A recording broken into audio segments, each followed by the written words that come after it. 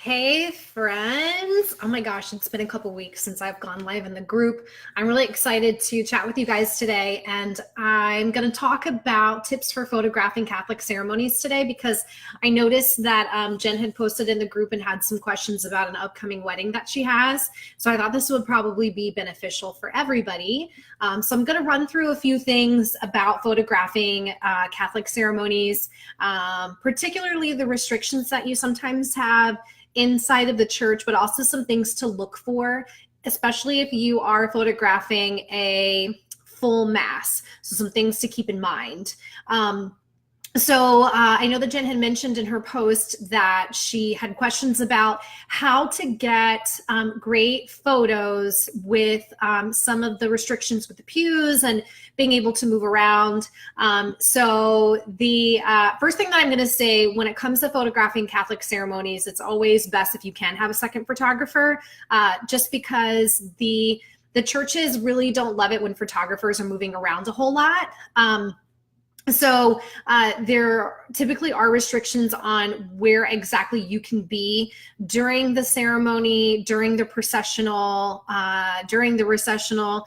So if you do have a second photographer, my recommendation is to have your second photographer off to the sides to be able to get those reaction shots of the bridal party and of the parents, and for the main photographer to probably stay somewhere in the middle.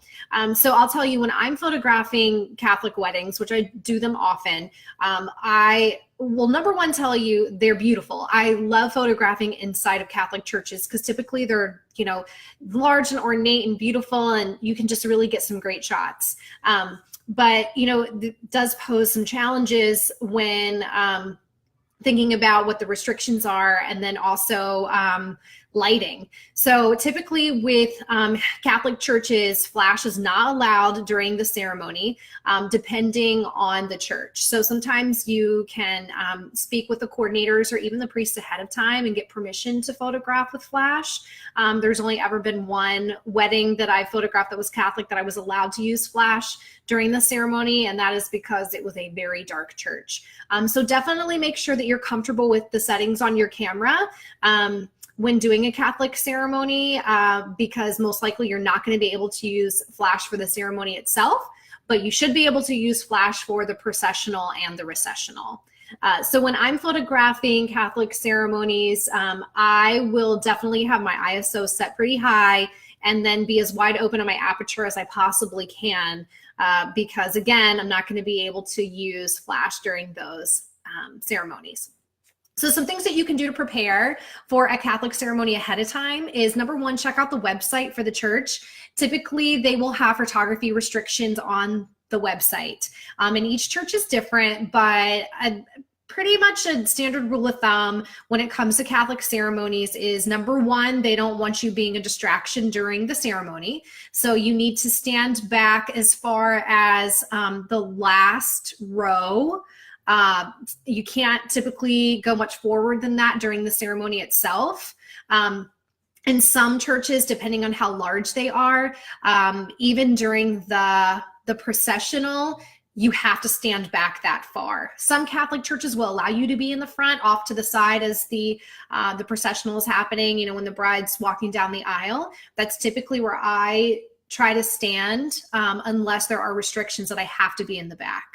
As far as my second photographer, I will have them either up in the balcony, if there is a balcony and we're allowed up there. Sometimes you're not going to be allowed up there because there's a choir or an organ or, whatever the case may be, and they won't allow you up there. But I will have my second photographer photograph from above and then also off to the sides. And we're very careful to make sure that we're not making a lot of noise when we're moving around. We're moving around slowly. We're being careful not to, have big clumpy footsteps as we're going. And as far as equipment goes, I make sure that we have silent continuous shoot set on our cameras. So there's no beep when we focus. There's just no distractions during the ceremony, because the last thing you want is a priest stopping and saying, "Hey, you're being disruptive," during a ceremony. That would be humiliating. You don't want that to happen. So those are the typical rules during Catholic ceremony that you should be prepared to abide by.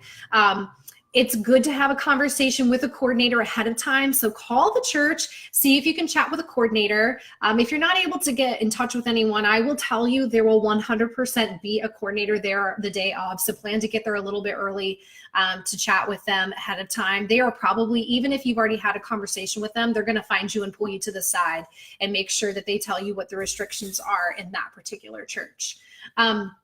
Some other things to think about is the time that it takes to do photos at the end of the ceremony.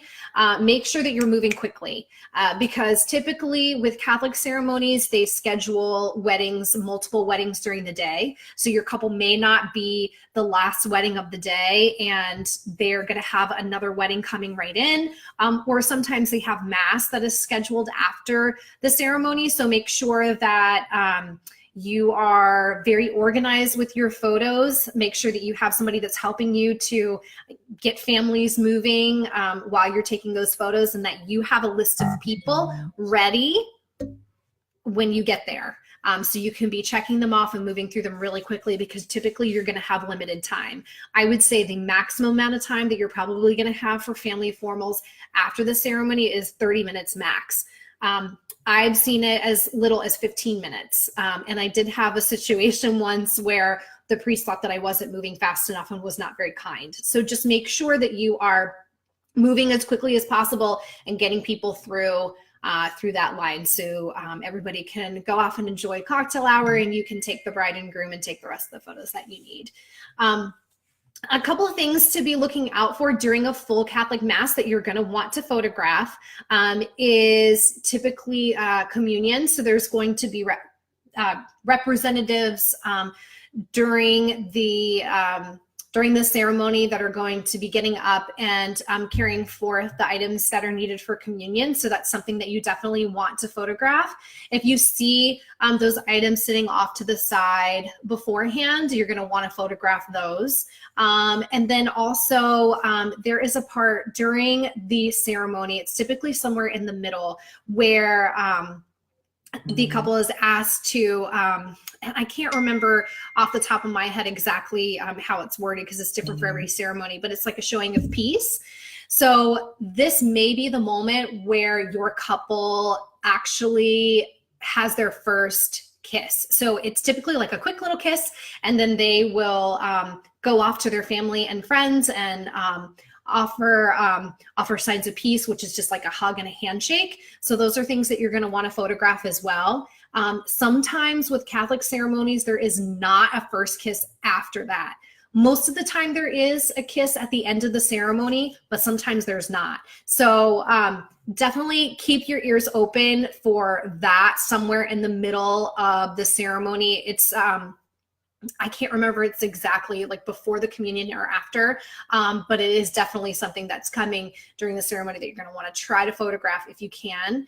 And make sure you have that conversation with your couple ahead of time just to say, hey, like, I know that this is coming during the ceremony. Can you make sure that your kiss is not super quick so I have the opportunity to capture that? So it's just something to think about.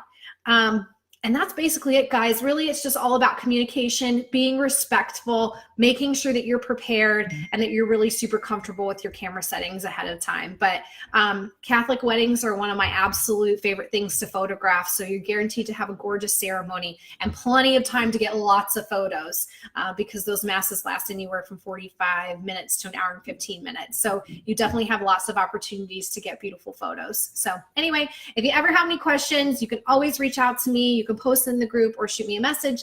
And I hope you guys have a wonderful rest of your week and great weddings this weekend. So I will talk to you soon. Bye.